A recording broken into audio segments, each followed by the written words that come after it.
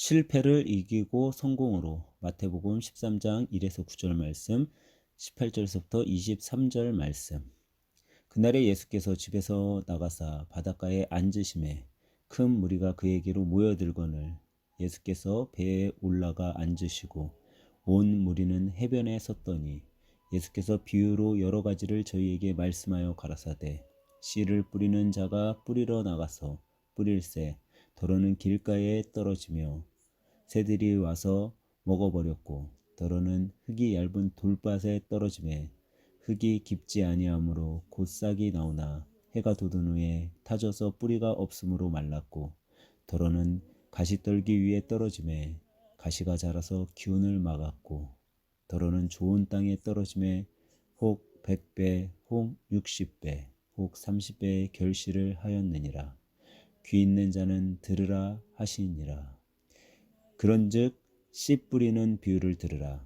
아무나 천국 말씀을 듣고 깨닫지 못할 때는 악한 자가 와서 그 마음에 뿌리운 것을 빼앗나니, 이는 곧 길가에 뿌리운 자요 돌밭에 뿌렸다는 것은 말씀을 듣고 즉시 기쁨으로 받되 그 속에 뿌리가 없어 잠시 견디다가 말씀을 인하여 환난이나 핍박이 일어나는 때에는 곧 넘어지는 자요 가시떨기에 뿌리었다는 것은 말씀을 들으나 세상의 염려와 재리의 유혹에 말씀이 막혀 결실치 못하는 자요 좋은 땅에 뿌렸다는 것은 말씀을 듣고 깨닫는 자니 결실하여 혹 100배, 혹 60배, 혹 30배가 되느니라 하시더라. 할렐루야. 우리 옆에 분과 인사할 때 이렇게 인사합니다. 사순절에 실패하지 마시고 성공하세요 하고 인사합니다. 다들 표정이 옆에 분은 성공하지 않았으면 하는 표정이세요? 나만 성공하면 된다는 표정이신 것 같아요. 아니죠. 우리 모두 함께 성공해야 하겠습니다. 오늘 예배를 드리시고 계신 믿음의 하늘샘교회 성도님들, 여러분 모두가 참된 성공자들이 되시길 주님의 이름으로 축원합니다. 오늘은 사순절 세 번째 주일입니다. 여러분, 이 사순절 기간에 교회에서 나눠드린 사순절 달력을 잘 묵상하며 하루를 시작하거나 또는 하루를 마감하고 계십니까? 혹시 사순절이 처음 시작됐을 때에는 조금 도전했다가 지금은 잘 못하고 계십니까? 잘 못하고 있다고 생각되시는 분들이 있다면 오늘부터라도 다시 도전하고 시작해 보시기 바랍니다. 그래서 이 사순절 기간을 성공의 기간으로 만드시길 간절히 소망합니다. 코로나가 있기 전에는 사실 많은 교회들이 이 사순절 기간에 40일 작정 새벽 기도회를 한다든지 화요 모임이나 목요 기도회를 하면서 여러 가지 행사나 모임 가운데 부활절을 준비하며 사순절 기간을 보냈습니다. 그런데 작년과 올해는 코로나라는 환경적 장애 앞에 우리는 그동안 아무렇지도 않게 그리고 당연한 듯이 지나 보냈던 새벽 기도와 기도 모임과 여러 행사를 못하게 되었고, 그런 현실 속에서 지난 그 시간이 얼마나 우리에게 소중한 시간이었는지를 다시금 깊이 있게 생각해 보게 됩니다. 어쩌면 이런 시기 속에 우리는 더 이 사순절 기간을 뜻있게 보내며 예수님의 부활을 준비하는 기간이 되어야 합니다. 그런 면에서 우리는 교회에서 나눠드린 사순절 달력에 맞춰서 매일 말씀을 묵상하고 기도하며 이 기간을 뜻있고 값지게 보내기 위해 최선으로 노력하고 다짐하고 살아가는지 모릅니다. 그러기에 지금까지 잘 지키지 않았다면 다시 한번 힘을 내셔서 도전해 보시기 바랍니다. 아직 반밖에 안 지났습니다. 아직 사순절이 반이 남아 있습니다. 오늘 사순절 묵상 달력에 있는 말씀 중 마태복음 13장 1에서 9절과 그 말씀의 의미를 설명하고 있는 18절에서부터 23절의 말씀을 본문으로 해서 이 본문을 통해 실패를 이기고 성공이라는 제목으로 함께 은혜를 받고자 합니다. 여러분, 실패하고 싶으세요? 성공하고 싶으세요? 우리 장현진 집사님만 빼놓고 다 성공하고 싶은 표정이네요. 장현진 집사님도 성공하고 싶으십니까? 그러면 성공하고 싶은 표정을 해주셔야 됩니다. 목사님, 그걸 질문이라고 하세요. 당연히 성공하고 싶지 실패하고 싶은 사람이 어디 있어요? 라고 대답하실지도 모르는데, 네, 우리는 이 세상을 사는 동안 누구나 성공하고 싶어 합니다. 그것은 세상을 살아가는 사람이라면 신앙인이건 불신앙인이건 간에 다 똑같습니다. 코로나19가 있기 전 많은 학교들이 졸업여행이라는 것을 갔습니다. 그러나 지금은 코로나19라는 전염병 속에 졸업여행은커녕 학교의 문을 여는 것조차 조심스럽고 친구들과의 만남도 못 갖고 사는 형편이 되었습니다. 하지만 한때 졸업여행을 많이 마음 편하게 다녔던 적이 있습니다. 그리고 우리는 그때를 그리며 지금은 살아가고 있습니다. 근데 마음 편하게 다녔던 그때 한 유명한 사찰에 대학교 졸업반인 학생들이 졸업여행을 왔습니다. 사찰에 온 대학생들에게 사찰 경내를 안내하던 스님이 아주 멋지게 만들어진 한 다리를 따라 올라오라고 하며 그 다리에 대해 소개해 주었습니다. 여러분 큰 절에 가보셨습니까? 또 다들 반응이 없으시네요. 제가 설교 중에 질문을 하면 반응을 조금은 해주셔야 됩니다. 그래야 제가 설교를 잘 준비했구나 하는 자신감 속에 설교를 할 거 아닙니까? 다들 독실한 크리스천이셔서 절에는 절대 가지 않고 살아오셨습니까? 저만 절에도 가고 암자에도 가봤습니까? 그런데 이렇게 큰 사찰에 가면 꼭 멋진 다리가 하나 정도는 있습니다. 여러분 혹시 사찰에 있는 멋진 다리의 이름이 무엇인지 아세요? 이 다리의 이름은 극락교입니다. 스님도 자신의 사찰에 있는 극락교를 학생들과 함께 걸으며 소개했습니다. 불교에서는 이 극락교를 현세와 내세를 이어주는 다리라고 말합니다. 그래서 스님은 극락교를 함께 지나가는 학생들에게 이 극락교는 사바의 세계와 극락의 세계를 이어주는 다리입니다 라고 알려줬습니다. 스님이 대학생 일행을 보고 물어보았습니다. 여러분은 이제 사회로 나가야 하는데 여러분은 사바의 세계에서 성공하는 법을 알고 싶습니까? 뜬금없는 질문에 멀뚱멀뚱 스님을 바라보고 있던 학생들에게 스님이 대답했습니다. 여러분 그 방법은 아주 간단합니다. 사바의 세계에서 여러분이 나가서 성공할 수 있는 방법은 사바를 아주 잘하시면 됩니다. 이 스님의 말이 맞는 것 같으세요? 틀린 것 같으세요? 여러분 세상의 다리인 극락교가 현세와 내세를 이어주는 다리 역할을 할 수 없습니다. 세상의 사람이 윗사람들에게 하는 사바가 진정한 여러분들의 성공을 가져다 주지 못합니다. 여러분 사바는 누가 하는 것이죠? 위에 사람이 있는 사람이 합니까? 아니면 아랫사람이 사바를 합니까? 아랫사람이 하는 겁니다. 그러니 사바사바 하는 사람은 평생 아랫사람으로 그 사바를 하다가 인생이 끝나는 것입니다. 그러기에 세상의 성공은 영원한 성공, 영적인 이 성공과 비교할 수 없는 것입니다. 세상의 성공은 그 끝이 없는 것입니다. 그래서 무엇을 소유하면 더 소유하고 더 높은 자리에 앉으려고 계속적인 욕심을 부리게 되는 겁니다. 여러분은 성공이 뭐라고 생각하세요? 언제부터인지 모르게 교회에서도 현세에서 잘 되어야 한다는 성공주의가 신앙의 모범이 되어버리고 있습니다. 그래서 이상하게도 이 성공에 대해 교회에서 무조건 잘 되는 것이 성공으로 이야기하고 있습니다. 시험을 봐도 무조건 합격해야 성공한 것이고, 장사를 하면 무조건 잘 돼야 성공한 것이고, 사업을 시작하면 무조건 번창해야 성공한 것이고, 교회를 세웠다 하면 무조건 부흥해야 성공한 것이라고 말합니다. 언제부터인지 교회에서조차 이 무조건이라는 수식어를 모든 부분에 붙여 성공에 사용하고 있습니다. 그래서 간증을 해도 무조건 결과가 잘된 이야기를 간증합니다. 성공한 이야기를 해야 청중들이 호응합니다. 오히려 실패를 통해 성찰하자는 이야기를 하면 별로 청중들에게 감동도 주지 못하고 환영도 받지 못합니다. 간단무식하게 말하면 무엇하든지 무조건 잘 되어야 한다는 말입니다. 무조건 잘 돼야 하나님께 영광이 되고 사람들에게 신앙의 덕이 된다고 선전합니다. 거기다가 성공해서 교회에 헌금도 많이 하고 교회에 봉사도 많이 해야 이것이 최고의 성공이고 이보다 더 좋을 수는 없다고 말하는 시대가 돼버렸습니다. 그런데 여러분 과연 이런 것이 또 이런 성공이 과연 성경이 우리에게 말해주는 진정한 성공이냐는 것입니다.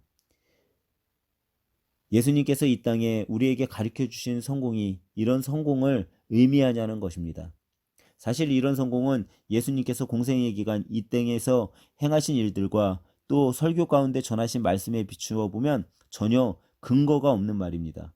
예수님의 사역 속에서는 결코 이런 우리가 성공이라고 생각하는 세상의 성공에 대해 중요하다고 한 이야기가 없습니다. 그럼에도 불구하고 지금 우리의 현실과 한국교회에서는 이 성공주의의 신앙에 맹렬한 위력을 성공주의 신앙이 맹렬한 위력을 떨치고 있습니다. 이런 성공을 해야 어딘가에 가도 대우를 받고 간증자로서 설 수도 있고, 이런 세상적 성공자라야 사람들이 높이고 그 삶에 도전을 받는다고 생각합니다. 그런데 이것은 성경에 빗대어 생각해 보면 교회가 진정한 복음에서 멀어져 가고 있음을 우리에게 일깨워주고 또 의미한다고 할 수 있습니다. 제가 자주 여러분들에게 드리는 말씀이지만, 여러분과 제가 따라야 할 것과 닮아야 될 부분은 오직 주님이 행하신 일을 따라야 되고 주님의 삶을 닮아야 되는 것입니다. 그러기에 교회는 주님이 세우신 목적에 맞추어 세워져 갈 때 그것이 진정한 교회의 모습이고 성공의 모습인 것입니다. 그런데 세상이 현세의 성공만 집중하기에 교회도 이렇게 변해가는 것 같습니다. 하지만 이런 우리의 모습은 진정 주님이 원하시는 성공의 모습이 아닙니다. 여러분 가만히 생각해 보세요. 특히 우리가 예배 때마다 암기하고 또 기도하는 이 주기도문 아마도 다들 잘 외우고 알고 계실 것입니다. 이 주기도문에 보면 뜻이 하늘에서 이룬 것 같이 땅에서도 이루어지이다라는 말씀이 있습니다. 그런데 이 하늘의 뜻이라고 기도하는 이 뜻이 과연 세상에서 말하는 성공인가 우리는 살펴보아야 합니다. 그럴 때 이 세상에서 말하는 성공이 우리가 열심히 외우고 기도했던 그 고백과는 완전 다른 모습이라는 것을 우리는 깨닫게 될 것입니다. 성경에서 말하는 믿는 사람들의 성공은 세상의 빛과 소금 그리고 생명의 씨앗으로 살아야 한다는 말씀으로 우리에게 일깨워주고 있는데, 우리는 주님의 말씀과는 다르게 세상의 성공을 찾고자 말씀과는 다른 삶의 모습으로 살아가고 있는 것입니다. 이런 무조건적 성공주의적으로 변해가는 교회가 어떻게 세상을 구원하는 일을 하겠습니까? 세상을 구원하는 일을 하기는커녕 세상을 향해 어떠한 것도 행하지 못하는 일반 단체들과 같은 형태로 전락해 버리고 말 것입니다. 여러분, 오히려 코로나19로 인해 교회는 세상 사람들의 질책의 대상이 되었고 세상은 이런 교회에 대해 어떤 기대도 하지 않습니다. 또 요즘 시대에 우리 교회는 어떤 모습이 되어가고 있습니까? 교회는 주님이 진정 맡기신 하늘의 뜻을 세상에 구현하는 일에는 무심한 채 개개인의 성공에만 초점을 두고 있고, 어떤 일에서든지 성공을 해야 된다는 성공에 간절히 목말라 있는 상태입니다. 그러면서 교회는 교회 안에서 그것이 가능하다라고 끝없이 날파를 붑니다. 하지만 여러분 생각해 보세요. 세상은 그렇게 호락호락하지 않습니까? 않습니다. 왜냐하면 교회뿐 아니라 이 세상을 살아가는 모두가 성공에 대한 소원을 품고 살기 때문이고, 교회가 세상과 같이 품고 지향하는 결과가 교회가 원하는 대로 되지는 않고 있기 때문입니다.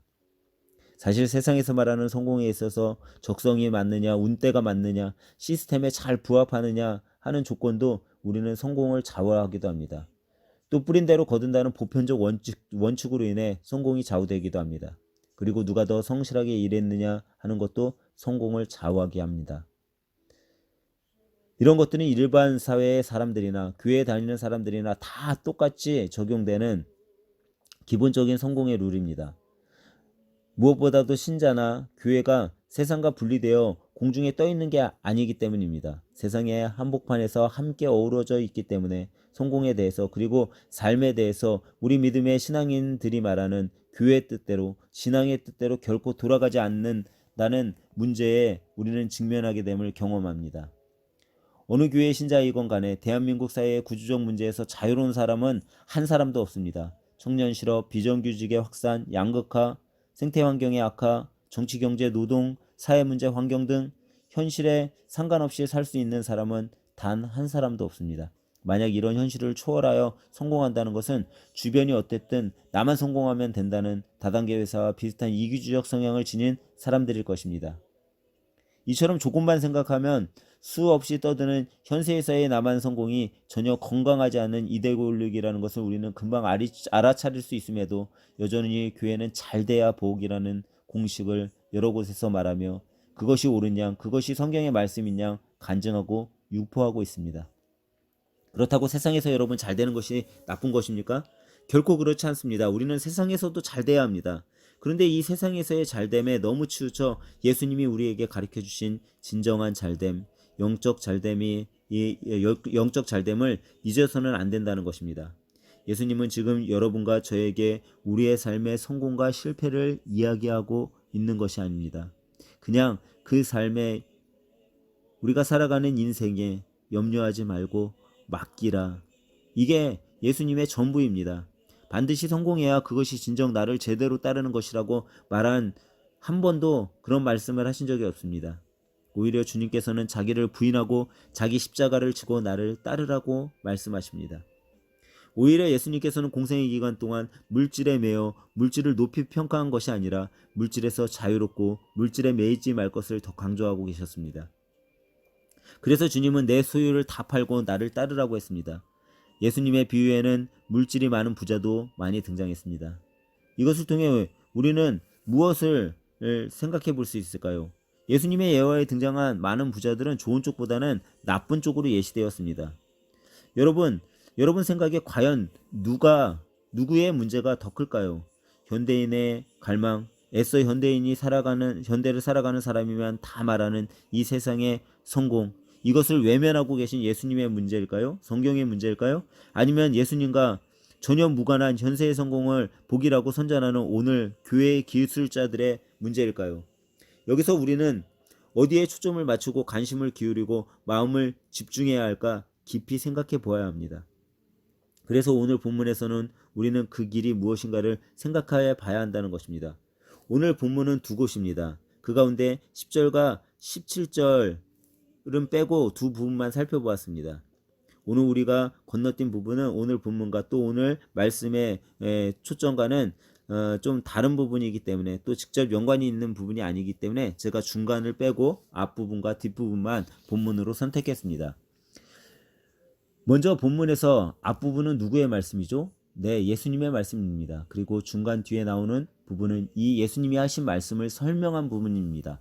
다시 말하면 앞의 말씀은 예수님께서 말했을 뿐이고 이 예수님의 씨 뿌리는 비유의 말씀을 놓고 해석하고 생각해 보니 복음 전도를 할 때 교회 신도들의 미흡한 생활을 볼 때 씨가 뿌려진 각각의 상황이 꼭 이런 경우와 똑같다라고 할 만한 경우여서 예수님의 말씀을 이렇게 해설로 풀이한 말씀이 뒤에 있는 말씀입니다. 그런데 이 뒤에 나온 씨 뿌리는 사람의 비유를 이해하자면 이스라엘 농사법을 우리는 좀 알 필요가 있습니다. 여러분 우리나라의 농사법은 이 이스라엘 팔레스타인의 농사법과는 좀 다릅니다. 우리는 씨 뿌릴 때 어떻게 하죠? 네, 우리는 씨를 뿌리기 전에 밭을 잘 갈아 엎습니다. 그리고 거기에 씨를 뿌립니다. 그런데 팔레스타인 이 이스라엘 지역에서는요, 씨를 뿌릴 때 땅을 갈아엎기 전 그냥 맨 땅에 먼저 씨를 뿌립니다. 그리고 그 다음에 갈아엎습니다. 그러면 맨 땅에 씨를 뿌리기에 씨는 때로는 길가의 자리에도 또 때로는 가시덤불 자리에도 때로는 바닥에 돌이 묻혀있는 자리에도 씨가 떨어지는 것입니다. 그리고 그 뿌려진 곳을 쟁기로 땅을 갈아 엎습니다. 씨를 덮습니다. 그런데 우리가 잘 알듯이 씨는 아무 곳에나 다 열매를 맺지 않는다는 것입니다. 씨가 열매를 맺는 곳, 이곳은 정해져 있다는 것입니다. 그 정해진 곳에서 씨가 죽어야 풍성한 열매를 맺게 되는 것입니다. 오늘 우리가 살펴본 씨 뿌리는 사람의 비유에 나오는 특징이 무엇인가요? 여기 살펴보면 실패가 압도적으로 많다는 점입니다. 4분의 3이 실패였습니다. 씨가 4군데 뿌려졌는데 그중 3군데는 하나도 열매를 맺지 못합니다. 열매를 맺지 못하고 죽었습니다. 4절부터 8절까지 이 5개의 절 중 4절이 실패에 대한 상세한 서술입니다. 퍼센테이지로 비교해보면 정말 그것은 비교도 안 되는 수치입니다. 그런데 이 비교도 안 되는, 상식적으로 이해가 안 되는 것을 예수님의 비유로 너무나 적절하게 이해되고 깨달을 수 있는 것을 본문을 읽는 사람이라면 누구나 이해할 것입니다. 지금 예수님은 팔레스타인 땅에서 농사짓는 한 농부의 모습을 그대로 있는 그대로 이야기하며 그 이야기의 소재를 삼아서 사람들에게 예화를 들고 있습니다. 그러기에 예수님이 인용한 씨 뿌리는 농부의 모습은 예수님의 설교를 듣고 있던 청중들도 이미 잘 알고 공감하고 또 매우 일상적인 모습이기에 그들은 그냥 예수님이 그렇게 이야기하는구나, 저절로 이해가 되었던 것입니다. 그들도 자기네 땅에 많이 척박하다는, 자기네 땅이 많이 척박하다는 것을 알고 있기 때문에 4분의 3의 땅에서 열매가 맺지 못하는 것에 대해 조금도 이상하게 여기지 않았습니다. 다 아는 사실이기에 원래 그런 줄 알고 듣는 것입니다. 지금 무수한 서민 대중이 실패해도 하나도 이상할 게 없는 것이 세상은 원래 그렇게 편파적입니다. 승자가 독식하는 세상입니다. 수많은 서민들은 1등을 위한 들러리일 뿐입니다. 조선시대의 양반나라를 살리기 위해 수많은 평민과 종들이 있었던 것처럼 말입니다. 그러기에 현대를 살아가는 우리는 우리의 지식이나 이론으로는 몰라도 삶 속에서 이런 경험을 하며 살아갈 것입니다. 개인의 품성이나 노력에와에 무관하게 누구도 비켜갈 수 없는, 누구도 예일 수 없는 세상인 줄 우리는 알고 또 때론 당연하게 지금의 나의 현실, 나의 삶을 받아들이며 살아가게 되는 것입니다. 그런데 이런 현실 속에서 우리가 그렇게 믿고 따르는 복음은 무엇인가요? 참으로 감사하게도 아무리 척박한 땅이라고 해도, 그렇다고 해도 씨가 뿌려진 지면이 열매를 못 맺는 부실한 땅만 있는 게 아니라는 것입니다. 여기에는 좋은 땅이 있다는 사실입니다. 농부는 자신이 씨 뿌리는 땅의 토양 조건이 어떤지 너무나 잘 알고 있습니다. 길가, 돌짝밭, 가시덤불 투성인 것을 잘 알고 있습니다. 하지만 그것뿐이라면 농부는 농사를 당장 걷어쳐 버릴 것입니다. 하지만 농부에게는 그 중에서도 좋은 땅이 있고 그 좋은 땅에 뿌린 씨앗이 다른 데에서 얻지 못한 열매까지 다 채워준다는 믿음이 있습니다. 그래서 실망이나 좌절을 하지 않고 매년 씨를 뿌립니다. 좋은 땅에서 추수할 거리가 충분한 것을 알기 때문입니다. 우리의 일상생활이 꼭 이렇습니다. 일상사를 비율로 측정해 보자면 세상에서 좋은 일과 나쁜 일의 비율은 2대8에서 3대7 정도가 된다고 합니다. 나쁜 일이 훨씬 더 많다는 겁니다. 그럼에도 우리가 살아갈 수 있는 이유는 이 기쁨의 2나 3이 힘이 돼서 8이나 7의 요소를 능가하기 때문인 것입니다. 여러분 지금 너무 힘든 시기를 지나고 있습니까? 그렇다면 여러분 10분의 7의 힘든 시기를 보낸다고 여러분 보내고 있는 것입니다. 하지만 분명한 것은 우리에게는 그 70%보다 더 좋은 30%가 있다는 것입니다. 7을 덮을 수 있는 3이 우리에게 있다는 것을 우리는 기억해야 합니다. 그런데 어떻게 이것이 가능할까요? 그것이 3의 위대함입니다. 그래서 우리는 이 세상을 살아갈 수 있는 것입니다. 이것이 가능한 이유, 30%가 더 많은 결실을 낼 수 있다는 이유는 주님이 말씀하신 씨가 보통 씨가 아니기 때문입니다. 하늘나라의 씨앗입니다. 하늘나라는 하나님의 나라의 씨앗인 것입니다. 그러기에 이 하늘나라의 씨앗은 어떤 열매를 맺을까요? 생명, 구원, 평화, 하나님의 자녀가 되는 열매를 맺게 되는 것입니다. 그러니 교회에서 말하는 고작 현세의 복과는 비교할 수 없는 막중한 복을 성경은 예수님께서는 말씀하고 계신 것입니다. 세상의 성공과는 차원이 다른 하늘나라의 성공입니다. 이 말씀을 듣고 깨닫는 자는 열매의 풍성함을 누릴 수 있게 되는 겁니다. 열매를 맺지 못한 세상의 공통점은 듣기는 듣지만 깨닫지 못하고 다른 데에 마음을 빼앗긴 경우입니다. 여러분 설교 시간에 어떤 날에는 목사님의 설교가 잘 들리고 마음에 들어오는 날도 있고 어떤 날에는 하나도 들리지 않고 그 시간이 가시방석 같은 날도 있을 것입니다. 그런데 왜 그럴까요? 그것은 우리 마음이 빼앗겼기 때문입니다. 우리 마음을 빼앗는 가장 큰 적이 있기 때문입니다. 그 적은 세상의 염려와 재물의 유혹입니다. 세상에서의 근심 걱정, 환난과 핍박, 원망과 아픔도 세상의 염려와 재물에 관련된 유혹이 오는 경우에 우리는 많이 생김을 보게 됩니다. 그러기에 요즘 교회에서 신앙의 결실이라고 말하는 세상 속에서의 성공이나 갑부로 재물의 성공을 영원한 성공인 것처럼 간증하고 내세운다면 그것은 오히려 하나님의 진로를 막는 회방꾼으로서의 역할을 교회가 하고 있는 것입니다. 그러기에 앞에서 말씀드린 것처럼 30%의 좋은 땅에서 맺는 결실이 어째서 나머지 70%의 척박한 땅에 뿌려진 것을 능가하는 풍성한 열매를 맺을 수 있을까요? 여러분 세상의 지식으로는 이것을 알 길이 없는 것입니다. 모르는 것이 사실입니다. 이것은 세상이 알 수 없는 하나님의 신비입니다. 신비로움은 눈에 보이지는 않지만 반드시 이루어지는 것이 신비입니다. 인간의 영역이 아니고 하나님의 영역, 하늘의 뜻, 자연의 신비이기 때문에 이것을 세상의 지식으로 알려고 할 때 알 수 없는 것입니다. 이것은 세상의 지식이 아닌 믿음으로 알 수 있고 아는 것입니다. 믿음은 보이는 것을 믿는 것이 아니라 보이지 않는 것을 믿는 것입니다. 그러기에 여러분에게 믿음이 필요한 것입니다. 그리고 나면 이 30%의 곳에서 100배, 60배, 30배의 결실이 나오게 되는 겁니다. 그런데 이 100배, 60배, 30배의 결과물이 여러분 대단한 결과물 같으세요? 이 이적의 결과물 같은 결실이 그렇지 않다는 것입니다. 이것은 농사를 짓는 사람이라면 다 아는 평범한 결실입니다. 벼이삭 한 줄기에서 이만큼의 결실이 나옵니다. 다른 작물들도 마찬가지입니다. 고추대를 하나만 심어도 그 안에서 고추가 어마어마하게 달립니다. 우리는 이 부분에서 오늘 말씀이 우리에게 주고자 하는 의미를 찾으며 말씀을 마무리 지으려고 합니다. 세상을 사는 우리 모두는 이 네 종류의 땅과 같은 곳에서 열매를 맺기 위해 씨를 뿌리고 노력하며 살아갑니다. 때로는 길가에서, 때로는 돌밭에서, 때로는 가시떨기 속에서 우리의 삶을 경험하며 성공해 보려고 부지런히 노력하며 살아갑니다. 그러다가 수많은 실패를 맛보고 낙심하게 될 때도 있습니다. 하지만 여러분, 낙심하지 않아도 되는 것은 우리 모두를 덮을 만큼의 결실을 맺을 수 있는 좋은 땅이 우리에게 있다는 것입니다. 세상이 알 수 없는 최고의 성공의 비결은 성공의 결실을 맺을 수 있는 좋은 땅이 여러분과 저에게 분명히 있다는 것입니다. 오늘 이 예배 가운데 말씀을 듣고 깨달은 여러분, 좋은 땅에 결실하여 100배, 60배, 30배의 열매를 맺는 여러분을 드립니다. 이것은 세상의 성공과는 비교가 안 되는 성공입니다. 사랑하는 여러분, 이 시간 세상이 볼 수도 알 수도 없는 이 하늘의 씨앗을 최고의 좋은 밭으로 만든 우리 마음밭에 심어보시지 않겠습니까?